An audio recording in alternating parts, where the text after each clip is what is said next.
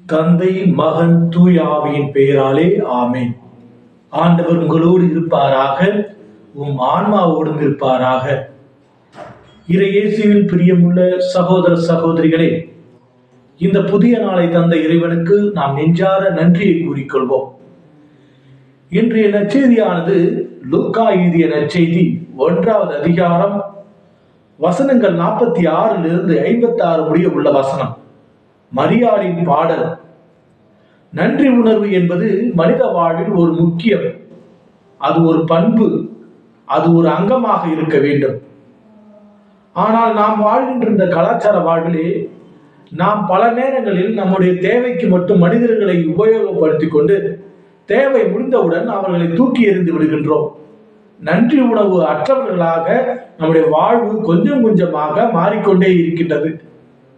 இது கடவுள் விஷயத்திலும் அவ்வாறே நடக்கின்றது. பல நேரங்களிலே இறைவனிடம் நமக்கு வேண்டிய அனைத்து விண்ணப்பங்களையும் அன்றாட்டுகளையும் கண்ணீரோடு நாம் கேட்கின்றோம். அவை அனைத்தும் நிறைவேறிய பிறகு நாம் நம்முடைய கடவுளுக்கு விசுவாசமாக இருக்கின்றோமா என்று சிந்தித்து பார்க்க வேண்டிய காலத்தின் கட்டாயத்தில் இருக்கின்றோம். அன்புமிக்க சகோதர சகோதரிகளே, நன்றி உணர்வோடு இருப்போம். இறைவனுக்கு எப்பொழுதும் விசுவாசமாக இருப்போம்.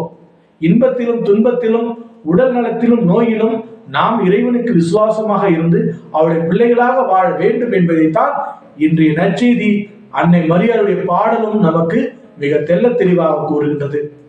அன்னை மரியாள் தான் பெற்றுக்கொண்ட அனைத்து கொடைகளையும் இந்த பாடல்களின் மூலமாக எழுதுகின்றார், ஒரு பாடலாகவே பாடுகின்றார். அன்னை மரியாளுடைய பாடலில் இறைவனை போற்றுதல், நன்றி கூறுதல், அவருடைய இரக்கம், அவர் பெற்றுக்கொண்ட அனைத்து நன்மைகள் அனைத்தும் அடங்கி இருக்கின்றன. அன்புமிக்க சகோதர சகோதரிகளே, நாம் நம்முடைய ஆண்டவருடைய பிறப்பை கொண்டாடப் போகின்றோம். அன்னை மரியாளோடு சேர்ந்து நாமும் அவரை சந்திக்க தயாராக இருக்கின்றோமா என்று சிந்தித்து பார்க்க வேண்டும். இதுவரை இறைவன் நமக்கு செய்த அனைத்து நன்மைகளுக்கு நாம் நன்றியையும் வணக்கத்தையும் வாழ்த்துக்களையும் கூறிக்கொண்டு அன்னை மரியாளோடும் அவர் இயேசுவோடும் சேர்ந்து மற்றும் இயற்கை அனைத்தோடும் சேர்ந்து இறைவனுக்கு நன்றி கூறி அவரை வரவேற்போம். இறைவா, என்னுடைய வாழ்வில் இதுவரை செய்த அனைத்து நன்மைகளுக்கு நன்றி. இனிமேலும் என்னை காத்து வழிநடத்த வேண்டும் என்று ஒவ்வொரு நாளும் பக்தியோடும் உருக்கத்தோடும் ஜெபிப்போம்.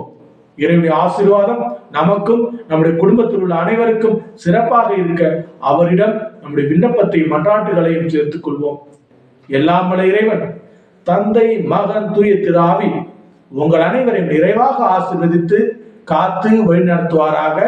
ஆமென்.